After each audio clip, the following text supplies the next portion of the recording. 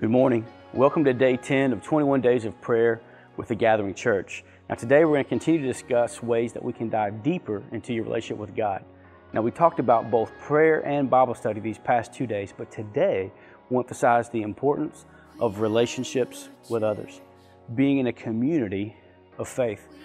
Now the Bible says in 1 Peter chapter 4 verse 8, above all, love each other deeply, because love covers a multitude of sins. Now, we've all had moments where we put tasks over people. Maybe you found yourself engulfed in deadlines at work, barely coming up for air to chat with your coworkers. Or perhaps you spent so much time preparing food for the dinner party that your guests had to entertain themselves.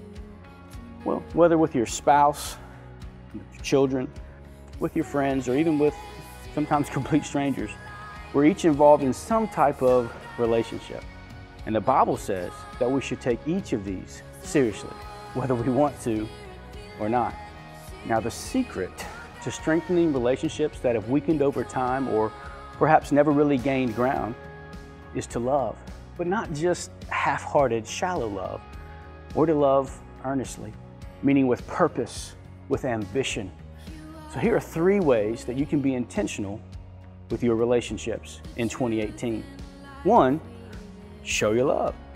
Saying I love you is meaningful, but can resonate deeper when there's action behind it.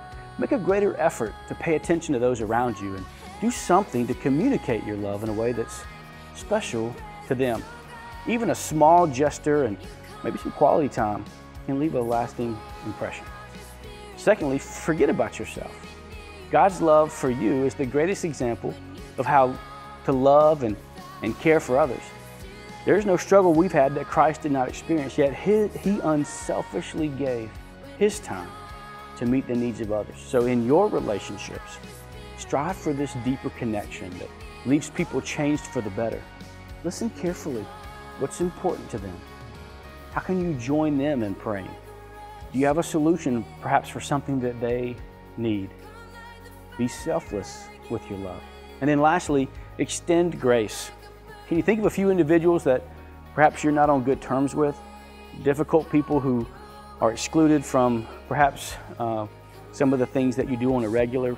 Listen, we can't exclude those people from building relationships. Broken relationships are perhaps the most important to mend and to improve. Love is not easily angered, it tells us in 1 Corinthians 13:5. And if you find yourself holding a grudge or avoiding someone because of the past, it may be time to extend some grace. Forget who started what and reach out with genuine forgiveness and an open heart.